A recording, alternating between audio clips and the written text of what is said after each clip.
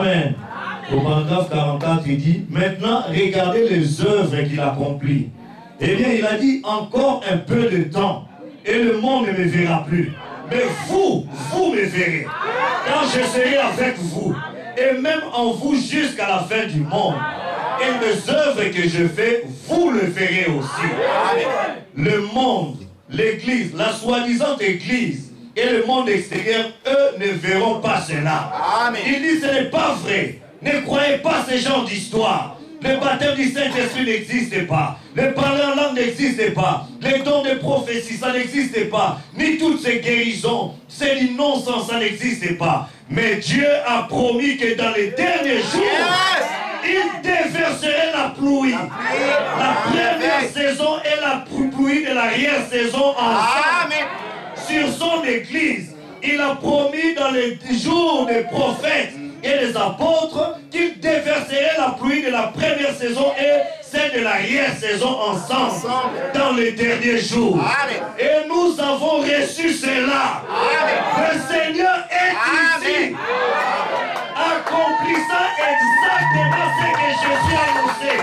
Comme devant arriver avant sa venue. Ces choses devraient se produire dans les derniers jours. Y a-t-il quelqu'un qui dit amen à cela? C'est sa promesse. Il dit le Seigneur est ici pour accomplir cela. Amen. Il dit eh bien, ça nous le savons.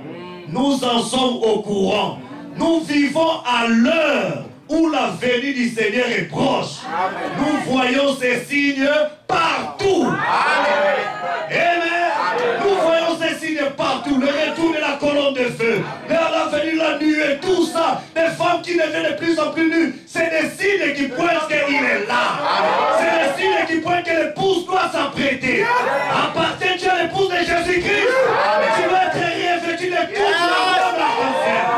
Tu dois avoir toutes les vertus. Amen, pour pouvoir partir. Parce que nous vivons le temps où Christ et l'épouse doivent s'unir. Nous emmènent à cela. Si nous attendons la seconde venue, c'est pour le départ dans la gloire. Ce n'est pas pour former une nouvelle organisation, mais pour préparer des individus qui doivent quitter la terre et disparaître et partir dans la gloire. Nous emmènent à cela. Ce n'est pas mon sujet ce soir, mais c'est juste une connexion. Amen. Donnez-moi l'acclamation, Seigneur.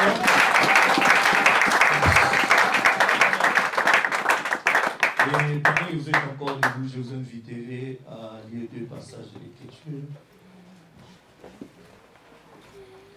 Nous allons d'abord lire dans Psaume chapitre 82. Commençons à partir du verset 6 jusqu'au verset 8. Psaume 82, verset 6 jusqu'à 8. Et puis nous allons prendre l'évangile de Saint Jean, chapitre 10. Nous allons commencer à partir du verset 34 jusqu'au verset 36. Amen. Si nous voulons une pluie, alors nous devons nous apprêter. Amen. Amen. Amen. Le naturel typifie le spirituel, disent les prophètes. Amen.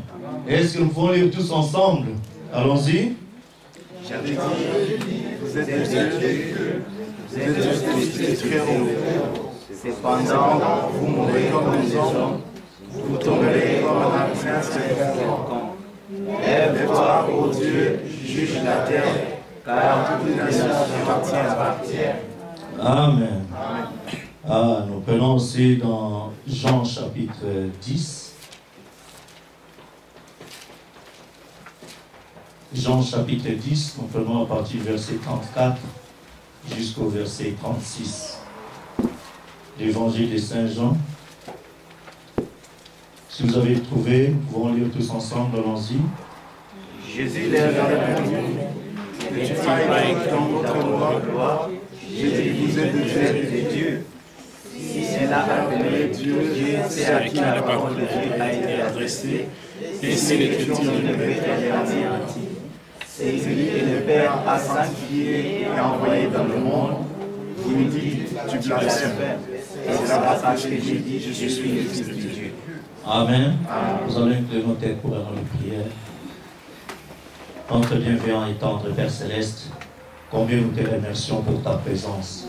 Nous te bénissons de ce que nous vont sentir déjà, Seigneur, la formation des nuages pour la pluie. Amen. Nous te bénissons parce que nous sentons la bénédiction se déverser déjà ici. Amen. Parce que ta présence est palpable. Amen. Et je prie que tu guérisses les malades, que tu sauves les perdus, Amen. Que tu délivres les captifs, Amen. Que chaque problème puisse trouver solution en toi. Parce que nous les apportons au nom de Jésus-Christ, le nom de la victoire. Si quelque part nous avons failli durant la journée, nous prions que tu te souviens de l'œuvre de Golgotha, que tu jettes tous nos péchés dans la mer de l'oubli, et que le sang puisse nous laver, expier tous nos péchés, comme tu l'as fait pour Isaïe dans les temples, comme tu l'as fait pour Daniel, comme tu l'as fait pour William Branham. Nous croyons que tu peux aussi le faire pour nous, car nous sommes venus sur la même base de la foi. Ô Dieu Tout-Puissant, alors que nous sommes réunis ici, non pas pour voir un homme, non pas pour élever un homme, mais c'est pour t'élever, toi, le roi des rois, le Seigneur des seigneurs, le Seigneur Jésus-Christ.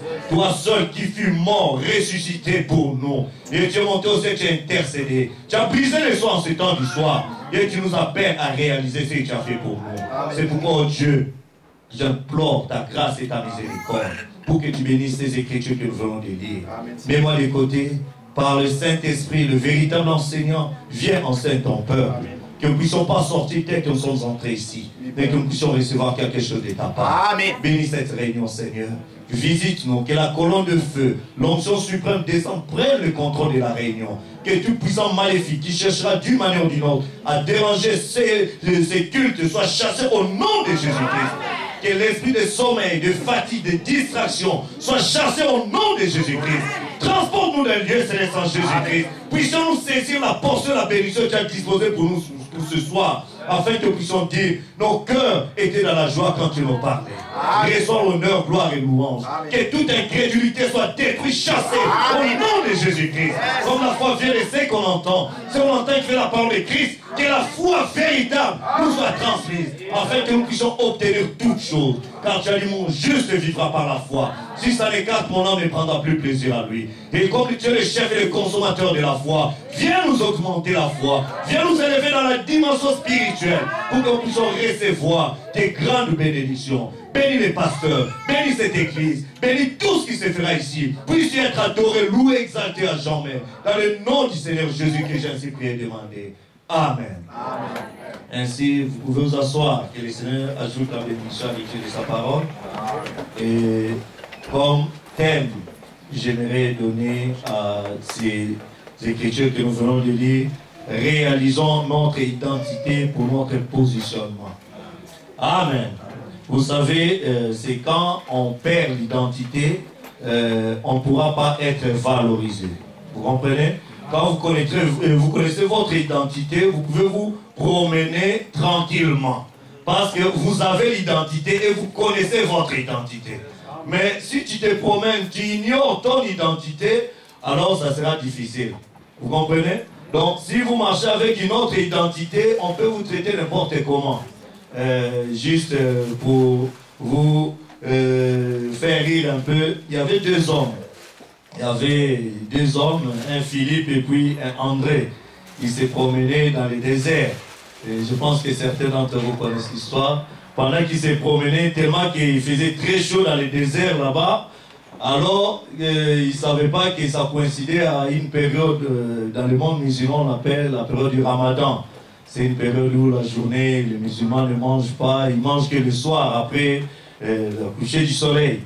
Alors, pendant qu'ils se promenaient, les deux messieurs, Philippe et Jean, ont aperçu de loin une petite mosquée. Alors, Philippe a dit, écoute, Jean, moi, je vais changer d'identité, comme ça, je serai bien reçu là-bas. Comme ça, quand on arrivera à la mosquée, l'imam va me voir, il va me traiter comme un bon musulman. Donc, avec cette identité-là, je pourrais être bien traité. Alors, Jean, lui, dit, non, moi, je vais garder mon identité. Je ne vais pas changer d'identité. Alors, Philippe dit, non, moi, je vais m'appeler Mohamed. Alors, pendant qu'il marchait, s'approchait, et tout ça, est très fatigué avec la chaleur du désert.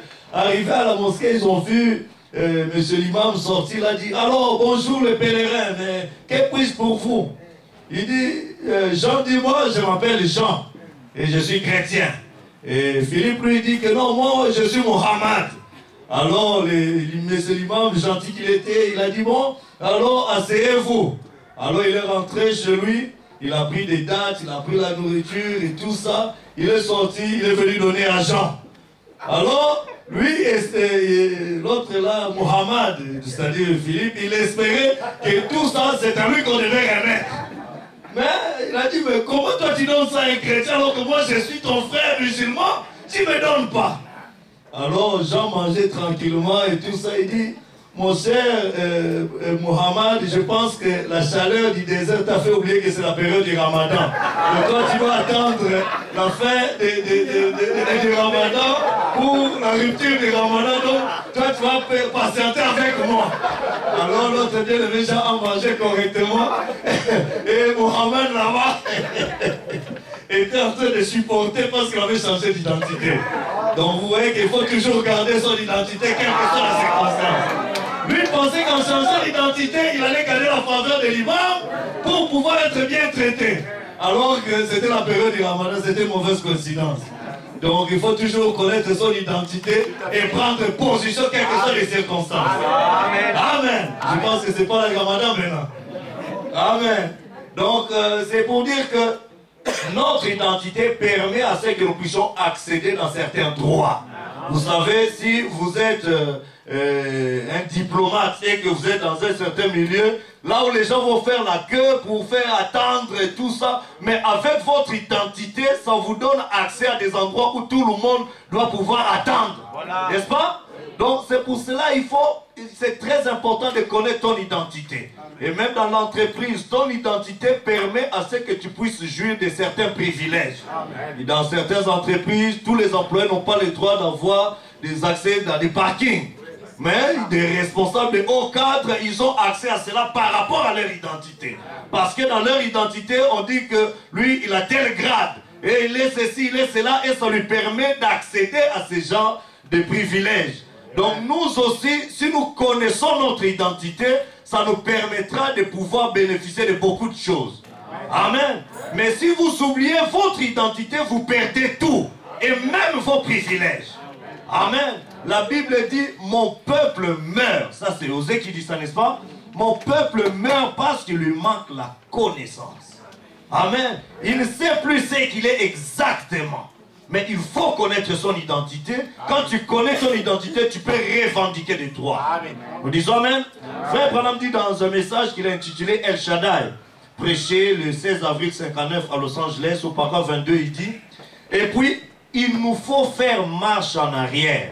Amen. Amen. Et la raison pour laquelle j'ai donné un enseignement sur Abraham, c'est pour que vous sachiez la chose la plus glorieuse que j'ai constatée dans l'église, parmi les gens, dans toutes les églises. En disant les églises, je vais dire toutes les églises. Je vois qu'il y a deux catégories de gens. Amen. Amen.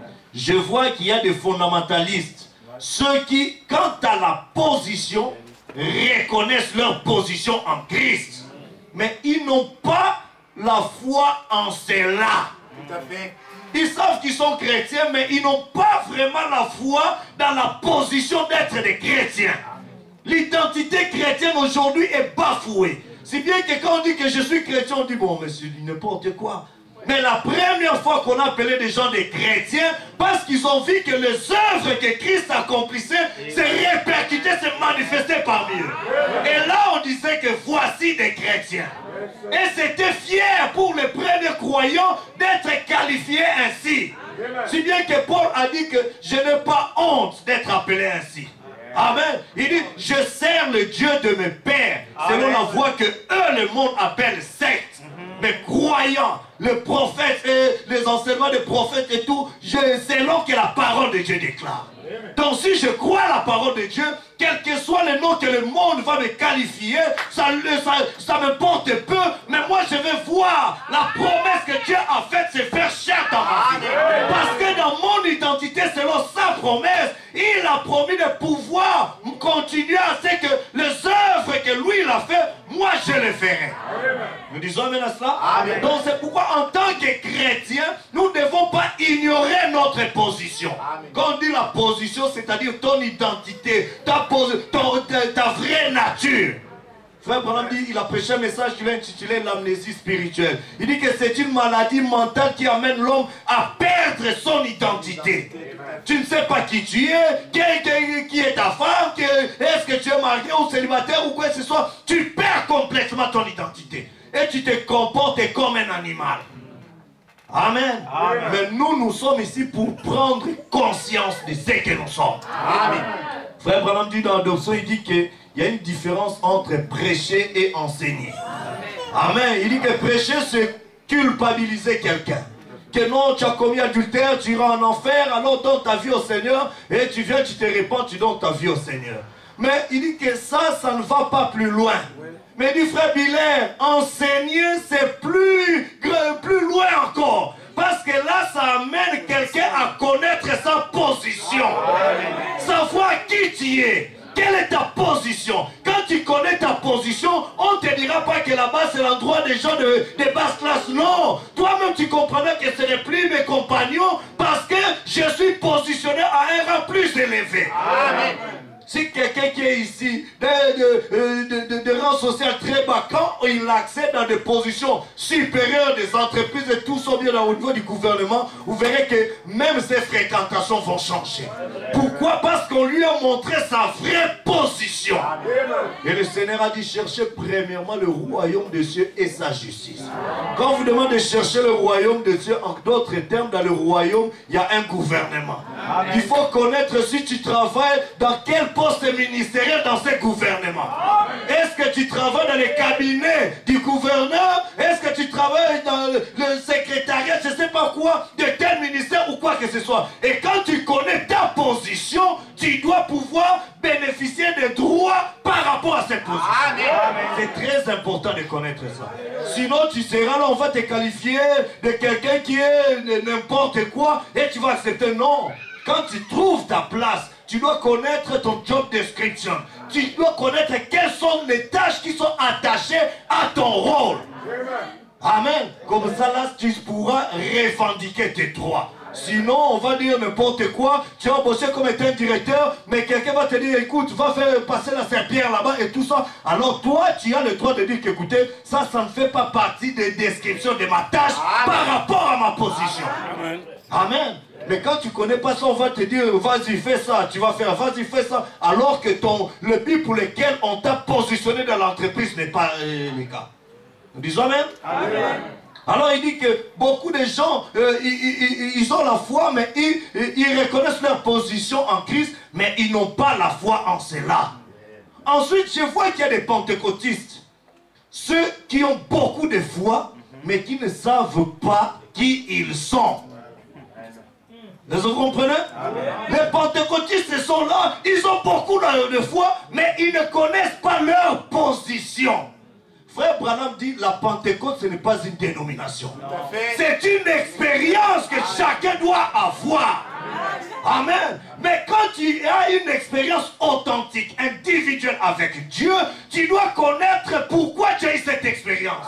Tu dois connaître pourquoi Dieu t'a visité. Parce qu'il veut faire quelque chose avec toi. Tu dois connaître qui tu es. Amen. Il dit qu'ils ont beaucoup de foi, mais qui ne savent pas qui ils sont. Ainsi, c'est comme quelqu'un qui a beaucoup d'argent en banque, mais qui ne sait pas établir un chèque. Et un autre qui sait bien établir un chèque, mais qui n'a pas d'argent en banque.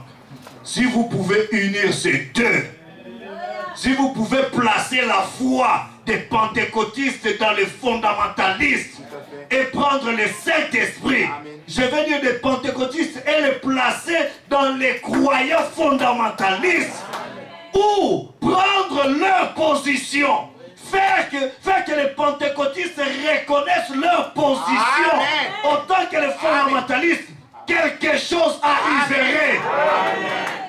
Amen.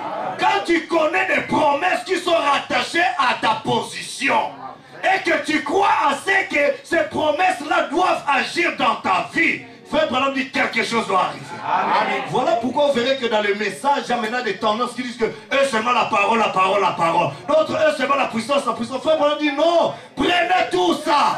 Parce que ce sont les deux pluies. La première et de l'arrière-saison. C'est l'enseignement qui t'amène à connaître ta position et ta foi qui va déclencher la dynamique. Comme ça descend, tu prononces la chose arrive. Ça sera plus simplement des discours, mais ça sera l'évidence que c'est. Amen. Voilà pourquoi chacun doit connaître qui il est. Amen. Tu n'es pas n'importe qui. Dieu a dit que j'avais dit, vous êtes des dieux. Alors si tu es Dieu, mon frère, il faut que ça change les choses en toi.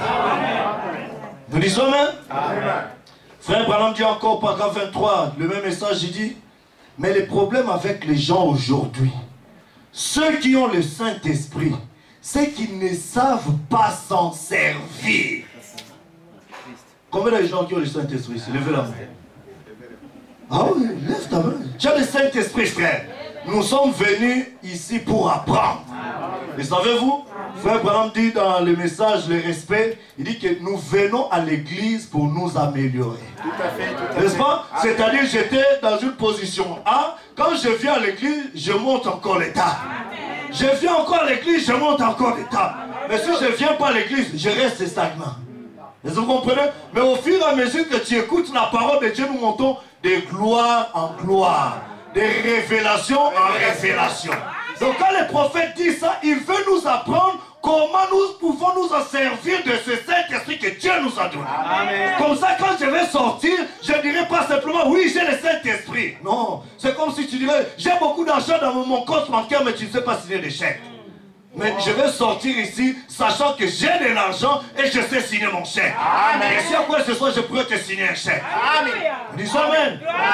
Voilà pourquoi frère Branham dit que beaucoup de gens qui ont le Saint-Esprit, mais ne savent pas s'en servir. Amen. Ils font tout sortir au lieu de faire que cela opère pour le Seigneur. Ils crient pour montrer qu'ils l'ont. Ils louent pour montrer qu'ils l'ont. Tout ça c'est bien. Mais mettons cela à l'œuvre. Mettons cela à l'œuvre pour le Seigneur. Il dit, c'est comme Benjamin Franklin. Quand il perçut l'électricité, il s'est mis à crier, je l'ai, Erika. Mais il n'avait rien vu. Mais il a perçu qu'il y avait l'électricité là-bas. Mais il fallait qu'il y ait quelque chose. Lui, il a juste découvert que oui, il y a l'électricité. Mais c'est tout ce qu'il a eu à dire. Mais il n'y avait toujours pas de lumière. Il fallait que Thomas Edison vienne. Tester beaucoup de fils, jusqu'à récupérer ce qui était la théorie de Franklin, rendre cela visible. Montrer que ce que l'autre avait dit c'était vrai. Mais ça ne devait pas simplement se limiter à dire que ça existe. Il faut ramener cela afin que cela soit évident. Amen. J'ai le Saint-Esprit, oui c'est bien. Mais je veux que ce Saint-Esprit se manifeste. On dit ça, amen. Frère Branham dit, mais le fait de dire qu'il l'avait, pouvait parce qu'il l'avait senti. Il l'avait, mais cela ne servit à rien avant qu'il mette cela à l'œuvre. Voyez donc ce que cela a donné. Amen. Et le Saint-Esprit éclairera le monde par l'évangile. Comme l'a fait l'électricité, si nous pouvons le mettre à l'œuvre. Amen. Si vous devez laisser le Saint-Esprit agir. Il dit, de nos jours, les gens sont... On s'amuse avec les gens. On a le Saint-Esprit, mais on s'amuse. Ça devient un sujet de débat des églises, des débats des doctrines, des débats. Non, le pouce ne sera pas enlevé avec nos débats. Le monde n'attend pas à voir les débats des fils de Dieu. La création soupire de voir les fils et les filles de Dieu être manifestés. Prendre ce que tu connais du message. Vivre cela pour que les gens voient des vertus manifestées. C'est ce que le monde veut voir. Et frère Branham dit dans le message, la stature d'un homme parfait, quand cet individu possède toutes ses vertus, voilà l'individu qui part dans l'enlèvement. Parce que c'est à titre individuel. Ce n'est pas de chanter, moi je connais ceci, je connais cela. Oui, c'est bien. Mais est-ce que tu vis ce que tu connais? Nous disons amen. Alors nous voulons aller pour comprendre qu'il y a quelque chose qui se passe. Parce que c'est une pluie de bénédiction. N'est-ce pas? Mais est-ce que vous savez que la pluie ne peut pas descendre tant qu'il n'y a pas de tonnerre? Voilà. Les savez-vous? Amen. Il faut qu'il y ait des tonnerres pour que la pluie puisse pouvoir descendre. Voilà. Voilà pourquoi Malachie 4 nous a été promis. Élie, on lui a parlé qu'une pluie devait venir parce qu'il avait maudit les ciels. Amen. Amen. Pendant 3 ans et demi, pas de pluie. Il dit qu'il n'y aura pas de pluie sinon à ma parole. Il n'a même pas dit ainsi dit le Seigneur. Amen. Amen. Mais Élisée, quand il a dit mais il y aura la pluie, on a dit j'ai juste vu un petit nuage comme la paume d'une main. C'était quelque chose de négligeable. On pouvait dire n'importe quoi. Mais derrière cela, il y avait l'accomplissement de la promesse de Dieu. Amen. Quand tu as vu ces signes, il a dit, oh, gloire à Dieu. Dieu est derrière ces signes. Dieu va accomplir la grande chose. Et aujourd'hui, nous vivons aussi le temps de jour d'Élie. Est-ce que vous le savez? Amen. Nous vivons le temps de jour d'Élie qui doit venir. Voilà pourquoi Élie de Malachie 4 doit faire 2 choses. Amen. Selon Malachie 4, frère Branham dit, il ramènerait le cœur des pères à leurs enfants. N'est-ce pas? Et selon Apocalypse 10, il révélerait le mystère de ces tonnerres. Amen. Amen. Quels sont ces 7 tonnerres? C'est quoi? Ce sont des révélations contenues dans les 7 sceaux. Ce sont ces vérités mystères divinement révélées qui ramèneront littéralement, non pas intellectuellement, non pas philosophiquement, mais qui ramèneront littéralement le cœur des enfants vers le Père. Donc les enfants qui auront la révélation divine de ces mystères, leur foi, leur cœur seront littéralement ramenés à la foi des Pères. Et à ce moment-là, ça ne sera pas de théologie. Pierre n'a pas dit que j'ai l'argent dans mon compte, je vais d'abord faire des retours, aller-retour. Non, il a dit, je n'ai ni or ni argent. Mais il avait quelque chose. C'est que j'ai, il avait le nom de Jésus-Christ. Amen. Ce nom-là n'était pas resté dans son compte bancaire. Mais le nom était avec lui. Il a dit, je te le donne. Lève-toi et marche. Frère Branham dit que c'est ce que l'épouse doit vivre. C'est ce que doit faire l'épouse du dernier jour. Frère, vous vous souvenez de la gloire de Dieu? Montre-nous ta gloire. Frère Branham dit, c'est quoi la gloire de Dieu? Ce sont ces miracles. Amen. Mais remarquez que pour que cette pluie descende, cette dynamique descende, il faut qu'il y ait des tonnerres. Il faut que vous puissiez entendre les coups de tonnerre. Et ces coups de tonnerre font peur à certains. On a dit, mais ces coups de tonnerre là, quand la nuit apparaît, il y a des tonnerres qui ont grondé. Ah, ça fait mal, ça fait mal. Maintenant, tranquillisez-vous. Dans ces coups de tonnerre, Moïse pouvait entendre les tonnerres. Ça disait, Israël, tu n'auras pas d'autre Dieu. Amen. Pendant que les autres entendaient des tonnerres, Moïse pouvait entendre la voix des tonnerres et dire ça d'une manière claire à la population. Pour que les gens comprennent, ça les amène dans une parfaite adoration.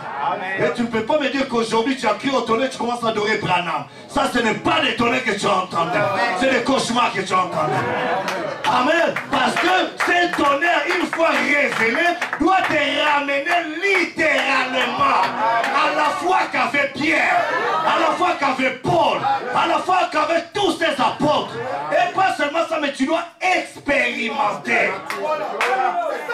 Tu auras une situation difficile, mais c'est Dieu descendra. Il sortira de l'histoire. Amen. Parce qu'il nous est le même hier, aujourd'hui et pour toujours. Amen. Amen. Quand tu ne connais pas encore ton identité, c'est comme Pierre qui a régné le Seigneur. Il n'avait pas encore saisi la chose.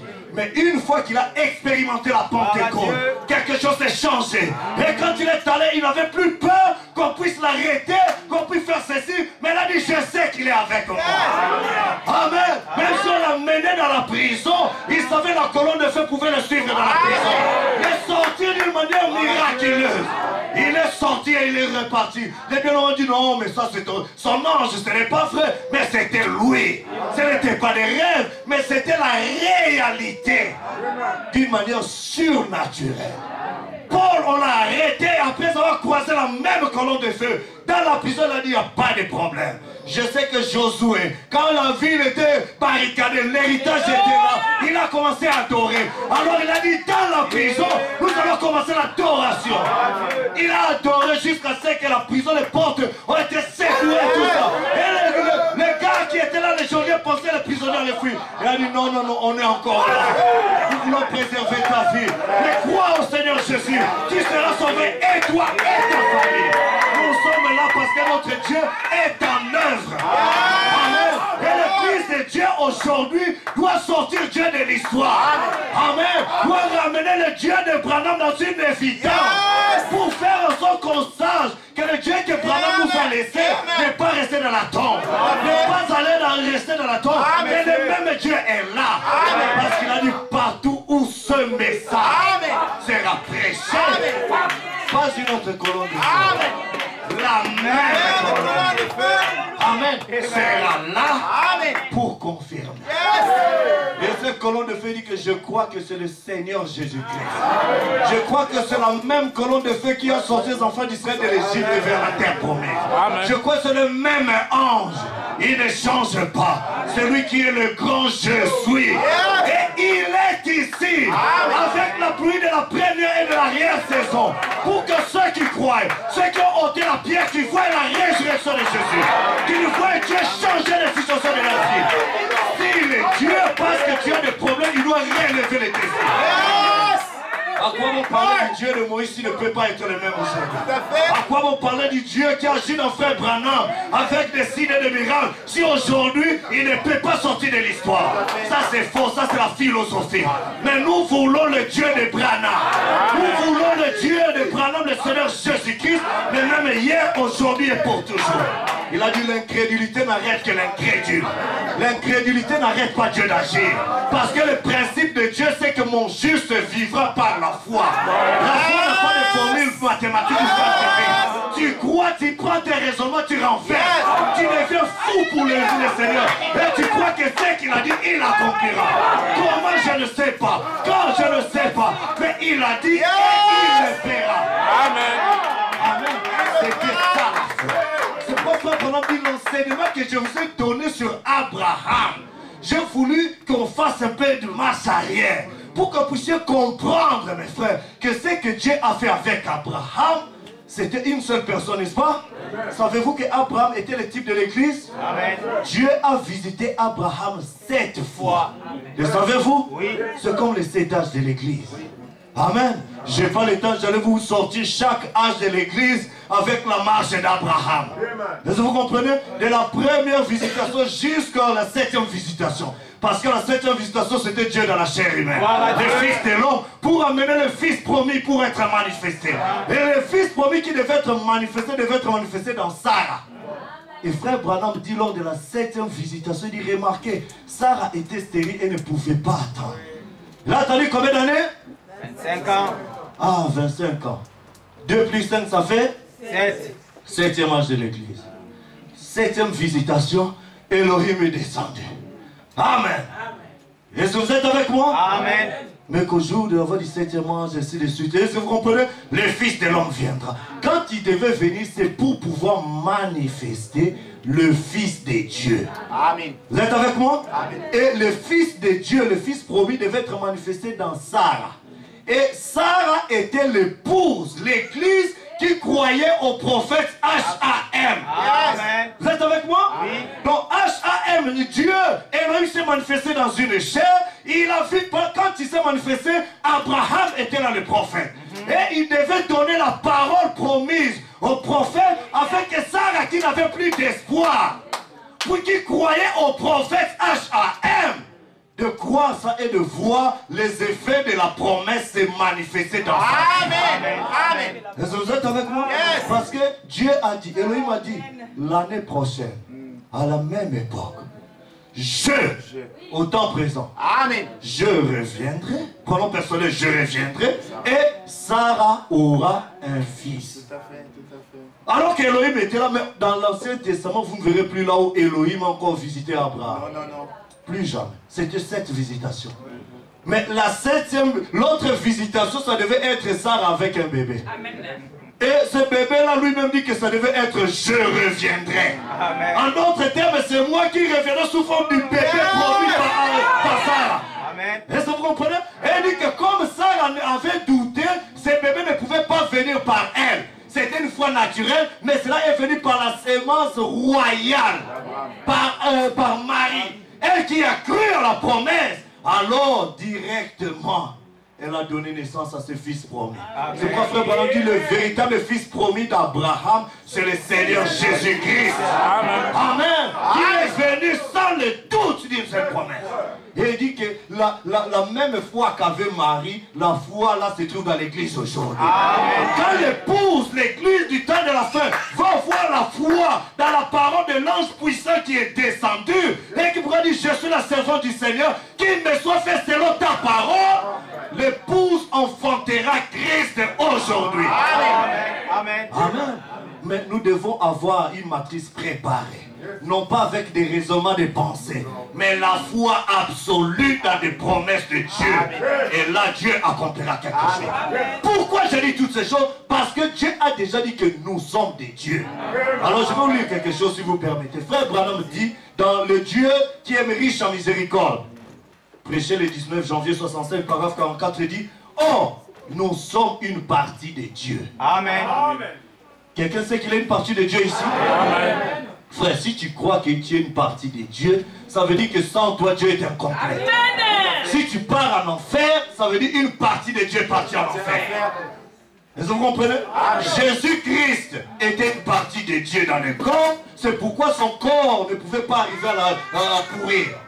Il a dit que je ne permettrai pas que mon sein voie la corruption. Voilà pourquoi quand la terre a reçu le corps de Jésus, il a dit non, non, non, ça c'est un corps qui est sacré. Ça ne pouvait pas dépasser 72, il a dit sors vite, vite, vite. Parce que ça, c'est un corps saint. Ça ne pouvait pas voir la corruption. C'est pourquoi comme Jésus savait que la promesse avait déjà dit ça, il a dit détruisez ce temple. Amen. Je le rebâtirai dans 3 jours. Frère Branham, il était convaincu que cette écriture devait s'accomplir. Voilà pourquoi il croyait à ce que Dieu disait de lui. Et dans la foi parfaite, frère Branham dit que la vraie foi parfaite, c'est de croire à ce que Dieu dit de vous. Tu crois ça parce que c'est pas toi qui as dit ça, mais c'est Dieu lui-même qui a dit cela de toi. Et à ce moment-là, ça ne sera plus ton problème de te soucier. Est-ce que ça va se passer? Est-ce que ça ne va pas se passer? Ce n'est pas ton problème. C'est le problème de celui qui a fait la promesse. Vous dites Amen. Vous savez, frère Branham dit dans Marc 16, la Bible dit, vous imposerez les mains aux malades. Ça, c'est votre partie. Et l'autre partie, et les malades seront guéris. Ça, c'est la partie des dieux. Donc, votre rôle à vous, c'est de vous limiter à imposer les mains. Le reste, c'est la responsabilité de Dieu de guérir les malades. Donc, c'est de savoir, est-ce que moi, j'ai fait ma part? C'est ça le problème. C'était ça aussi avec la résurrection de Lazare. Jésus a dit, ôte la pierre. Si vous croyez, vous verrez la gloire de Dieu. Est-ce crois-tu cela? C'est ce qu'il a dit à Marc. Il a dit oui, je le crois. D'accord, comme tu le crois, ôte la pierre. Donc la résurrection de Lazare dépendait de la capacité de Marie d'ôter la pierre. Et le remplissage du Saint-Esprit dépendra de ta capacité de te repentir. Parce que tu dois faire ta part. Et le reste, ce n'est plus ton problème. Rappelle-lui, frère Branham dit, rappelle-lui, si tu t'es sincèrement repenti, tu as fait ta part, Dieu est obligé de te remplir le Saint-Esprit. Même en plein marché, même dans la douche, même partout tu seras, comme c'est sa promesse, il tient à sa parole. Nous disons Amen. C'est pourquoi nous devons savoir qui nous sommes. Et frère Branham dit, oh, nous sommes une partie de Dieu. Amen. Il dit, nous sommes une partie de Dieu. Vous avez toujours existé. Amen. Vous ne vous souvenez pas parce que vous étiez seulement un attribut en Dieu. Vous étiez seulement dans ses pensées. Votre nom même, s'il n'a jamais été dans le livre de vie, il y a été avant la fondation du monde. Amen. Il savait ce que vous étiez. Amen. Donc Dieu dans le ciel, avant que tu naisses sur la terre, avant de mettre des vernis de rouge à lèvres, je sais, de venir de collant, Dieu savait que vous étiez une partie de lui. Avant d'aller dans des boîtes de nuit, dans des bars de fumée, tout ça, Dieu savait que vous étiez une partie de lui. Mais quand il nous a connus, dit Éphésiens, Paul dans les Éphésiens, il dit, il nous a connus dès avant la fondation du monde, pour que nous soyons, il nous a prédestinés à être saints et irrépréhensibles devant lui. C'est ce que nous étions dans sa pensée. Mais comme sur la terre, il fallait qu'il puisse manifester ses promesses qu'il est le guérisseur, qu'il est le libérateur, le rédempteur. Il a dit alors, il ne peut pas faire ça à d'autres personnes. C'est pourquoi frère Branham dit, Jésus n'est pas mort pour tout le monde. Il a connu pour ceux qu'il a connus. Voilà pourquoi il dit que ceux qu'il a connus d'avance, il les a appelés. Ceux qu'il a appelés, il les a justifiés. Et ceux qu'il a justifiés, il les a déjà sanctifiés. Et ceux qu'il a sanctifiés, il les a déjà glorifiés. Donc, ce que nous faisons là, c'est en différé. C'est juste le playback d'un film qui a déjà été tourné. Et ça, vous comprenez? Pour Dieu, si tu es croyant et que tu t'accroches à ses promesses, tes péchés à toi, il a déjà pris ça à la croix. Voilà pourquoi il a dit que Père, moi j'ai pris sa place. Ne le condamne plus. Sa condamnation, moi je l'ai déjà portée. Alors c'est Christ est pour toi qui t'a condamné. Voilà pourquoi tu dois savoir que le péché que tu as commis, l'adultère, le vol et tout ça, c'était juste des tâches, des rôles que tu as joués pour que les attributs de Dieu rédempteur puissent être manifestés. Vous comprenez? C'est comme si on choisissait une sœur ici dans un théâtre de jouer le rôle d'une folle. Mais en réalité, elle n'est pas folle. C'est juste un rôle qu'on lui a donné dans un laps de temps. Mais à la fin du film, vous verrez dans le générique que telle personne a joué le rôle de ça. Telle personne a joué le rôle de ça. Amen. Sur la terre ici, nous avons porté le nom de pécheurs. Mais notre vrai nom nouveau, ta vraie nature sera révélée quand tu verras les sectionnaires des hommes. Parce que tu auras la révélation de ta vraie nature. Qui tu étais, ta véritable identité. Quand tu connais ton identité, on dit que c'est toi qui es folle. Non, c'était juste un rôle. C'est toi qui as péché, non. C'était pour que Jésus soit glorifié. Mais oui, même je n'ai jamais été pécheur. Amen. Frère Branham dit ça, on dit que Branham et moi, on n'allait pas croire. Parce qu'il est mort il y a longtemps. Amen. Mais il fallait que je meure pour que lui se manifeste comme étant celui qui est la résurrection. Amen. Il faut que le vrai sens de la nouvelle naissance se manifeste. Voilà pourquoi il ne faut plus croire à ta vieille nature. Ta nature pécheresse, c'est une nature qui est temporaire. Mais ta vraie nature, c'est une partie de Dieu. Croyez-vous cela? Si tu crois ça, tu commences à réaliser ton identité. Frère Branham va plus loin, il dit que je n'ai pas le temps de dire. Il dit, c'est exactement comme mon histoire de l'aiglon. Il dit que le fermier a ramassé l'œuf de l'aiglon et l'a ramené dans la basse-cour. La basse-cour, là-bas, il y avait encore d'autres œufs. Et la maman poule a fondu tout ça. Et a couvert. Et puis, l'œuf s'est éclos. Mais l'œuf de l'aiglon, avec les autres poussins, lui pensait qu'il était l'un de leurs. Mais oh, en réalité, lui, c'était pas ça sa vraie demeure. Lui, il est venu dans les lieux plus hauts. Dans les lieux élevés. Mais il ne réalisait pas encore son identité. Il suivait les côtes de maman poule. Mais en réalité, il fallait que les cris de commandement, la voix de l'archange, quand ça sonnait, il a dit, oh, mais ça, c'est une vérité. Mais je porte encore des collants. J'aime encore des maquillages. J'aime encore des histoires là du monde. Ma mère me dit, ce n'est pas ton problème. Donne d'abord ta vie au Seigneur. Réponds-toi d'abord. Reçois le baptême au nom de Jésus. Le reste, il le fera. Amen. Ce n'est pas à toi de faire tes œuvres. Nous sommes sauvés par la grâce. Et ce n'est pas par nos œuvres. Nous ne méritons pas, mais c'est sa grâce. Et comme c'est sa grâce, c'est lui qui est chargé de faire le travail du début à la fin. Voilà pourquoi la loi ne pouvait pas amener l'adorateur à la perfection. Parce qu'avec la loi, c'est toi qui dois faire ça. Mais il fallait que la grâce vienne. Et quand la grâce vient, il dit que quand je commence une œuvre, je ne peux pas laisser ça inachevée. Et quand tu commences une œuvre, il amène de la justification, la sanctification, au baptême du Saint-Esprit, et il t'amène à l'adoption, à connaître ta position, à savoir qui tu es. Et quand tu sais qui tu es, ta signature est valable avec la signature du Père. Amen. Quand tu signes, tu prononces la parole, même le ciel doit endosser ta parole. Tu dois exécuter. Voilà pourquoi Élie a dit, il n'y aura pas de pluie, sinon. Il n'a pas dit ainsi dit le Seigneur. Il a dit sinon à ma parole. Parce qu'il connaissait son identité. Il savait qui il était. Et Jacques dit, mais Élie était un homme comme vous et moi. Sujet aux mêmes erreurs, à la même faiblesse. Mais la différence, c'est qu'il connaissait sa position. Et si aujourd'hui, toi aussi, tu connais ta position, quand tu sortiras ici, tous les problèmes qui te troublent, tu ne vas plus les prononcer en tant que ton nom naturel. Mais tu vas entrer dans ton identité. Et tu vas prononcer la parole. Et là, ça ne sera plus toi qui parlera, mais la divinité en toi qui parlera. Amen. C'est pourquoi le temps est venu, nous devons dire nier à Satan. Frère Branham dit, Dieu nous a donné le libre arbitre. Ça veut dire nous avons le droit de dire non à Satan et oui à Dieu. La tentation, c'est quoi? C'est que le diable vient te courtiser pour te faire avaler son opinion.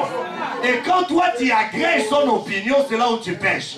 Mais quand tu dis malgré tout ce que tu me montres, je refuse de te suivre. À ce moment-là, je dis oui à Dieu. Et la parole de Dieu aura des effets sur toi.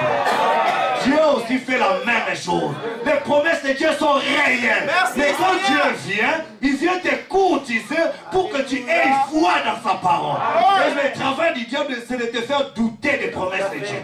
Quand tu doutes, alors tu n'es plus dans les principes pour recevoir l'effet de la parole. Parce qu'il a dit, mon juste vivra par la foi. Or, la foi, tu crois sans réfléchir, sans utiliser tes facultés mentales. Tu crois ça sans raisonner pour dire que, sans tenir compte de ton doctorat, de ta licence, de tes diplômes, mais de tenir compte de ce qu'il a promis. À ce moment-là, vous verrez que ce Dieu-là va sortir de l'histoire.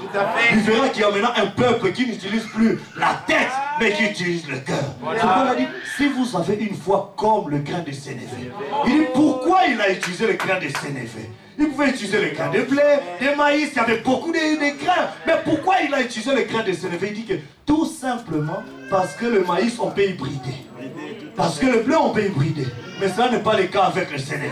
Le secret là de moutarde, tu ne peux pas hybrider ça. Donc, si tu as une foi qui ne peut pas être mélangée avec tes raisonnements, avec tes pensées, tu restes fidèle. Dieu l'a dit, je le crois. Si le diable vient dans ta pensée, je dis, arrière de moi, Satan. Je m'accroche à la promesse de Dieu.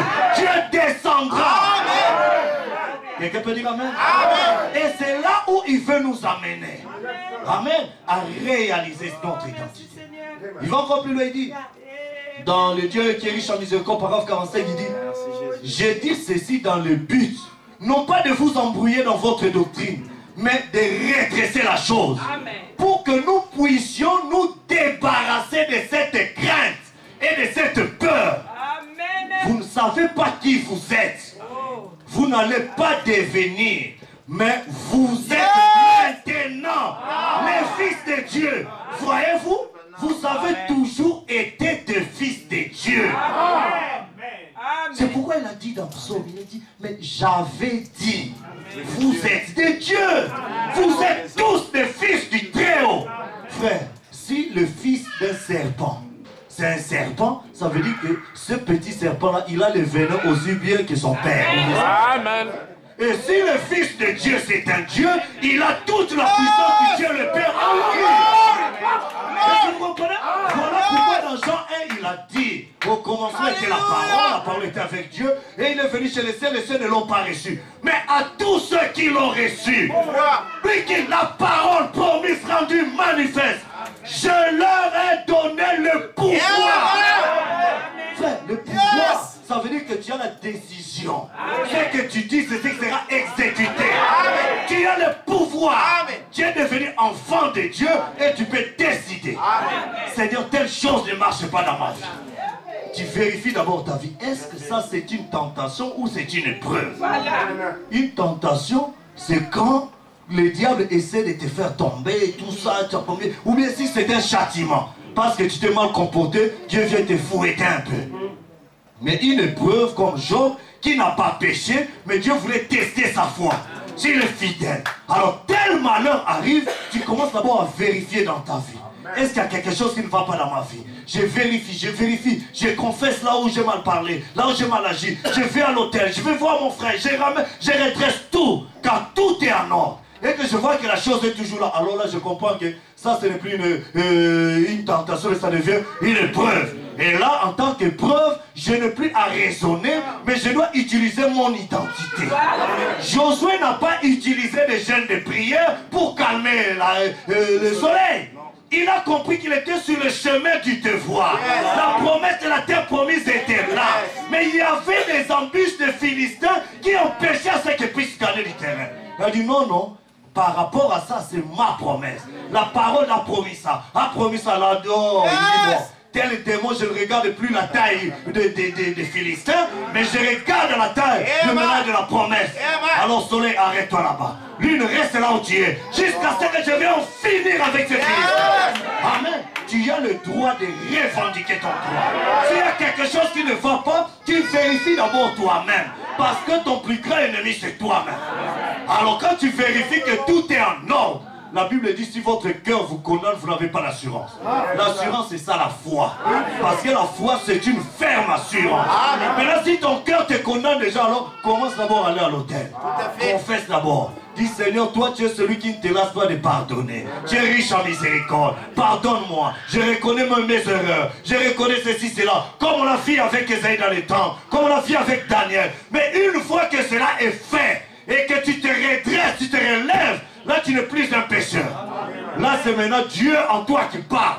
Tu peux maintenant ordonner et commander parce qu'avec autorité, avec le pouvoir que Dieu t'a donné.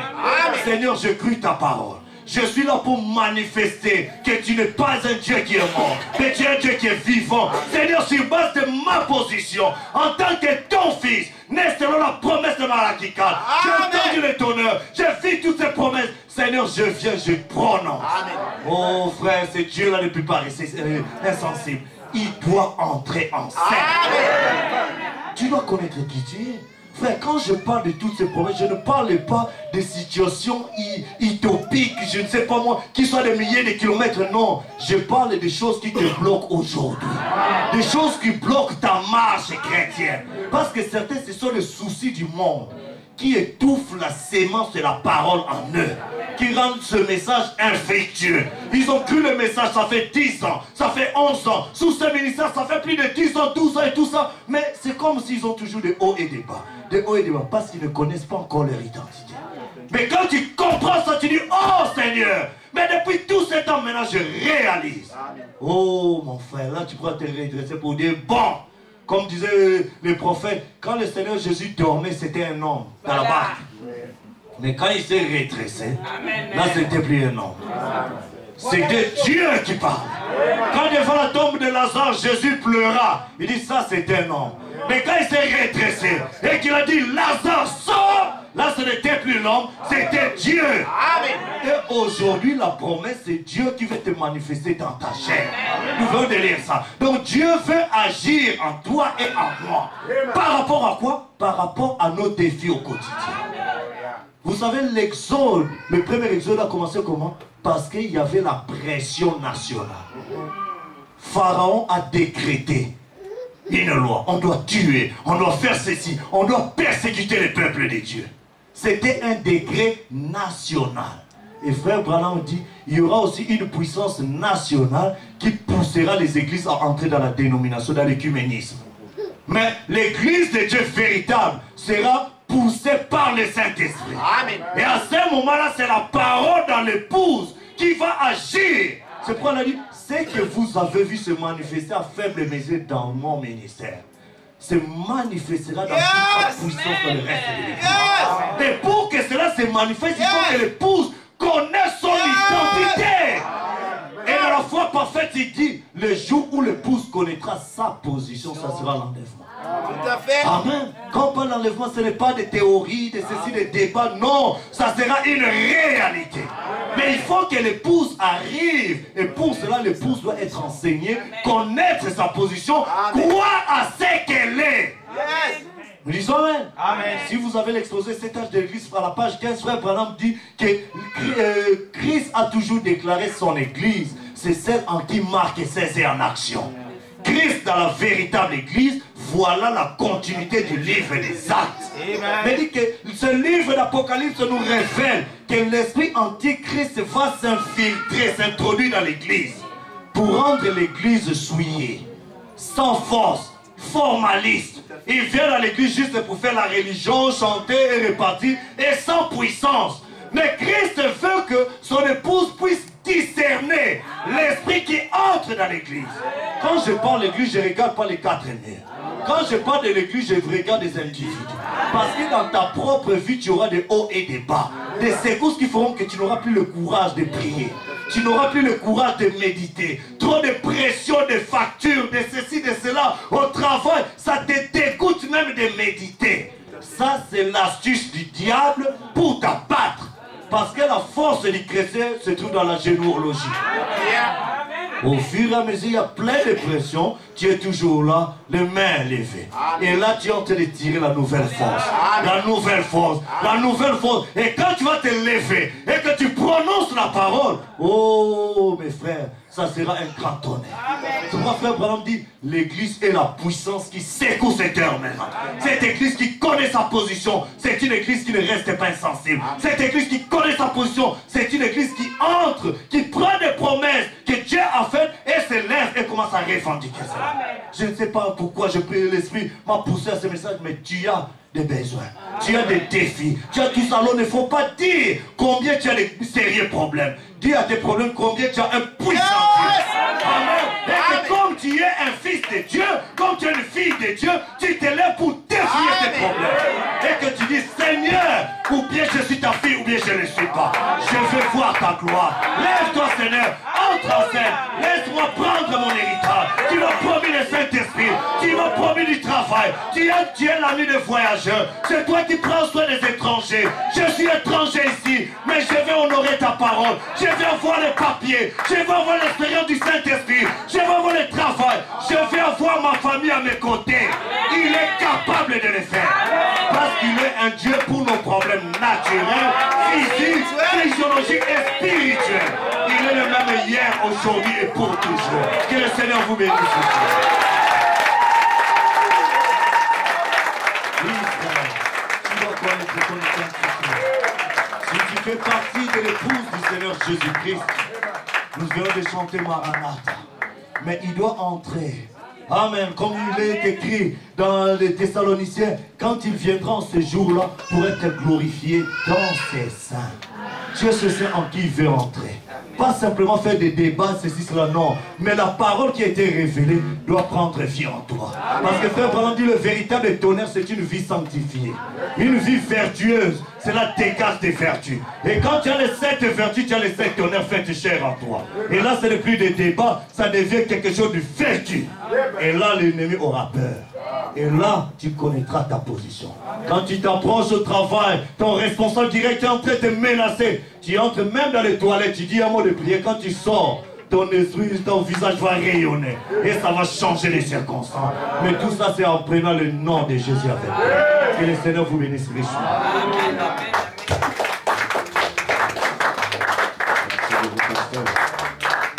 Quel message. Avez-vous aimé la parole? Amen. Et même je pense que, comme il parle le vin, dimanche, papa, il faut que tu viennes terminer ce qui était à commencer. Vous voulez encore écouter dimanche?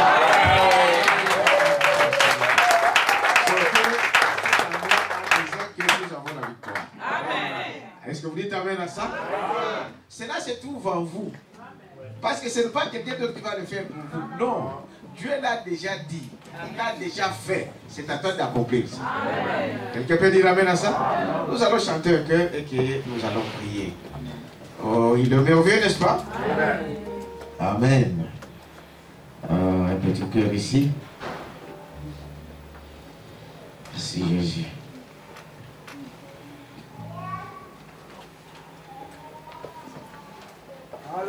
Amen.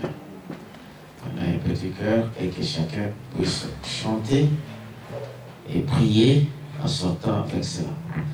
Ma foi regarde à toi, en toi,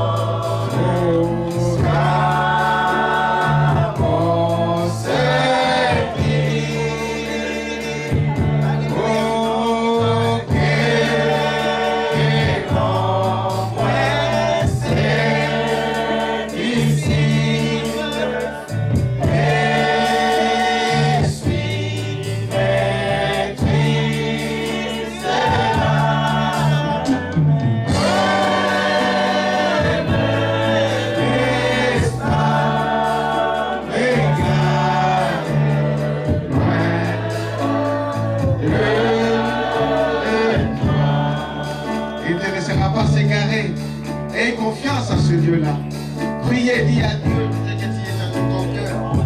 Donne-lui, Seigneur, sa foi. Et que ton amour ne change jamais par rapport à sa parole. Et tu ne vacilles pas. Reste fidèle à cette parole. Il répondra à ta prière. Il exaucera ta requête. Il est celui qui nous guide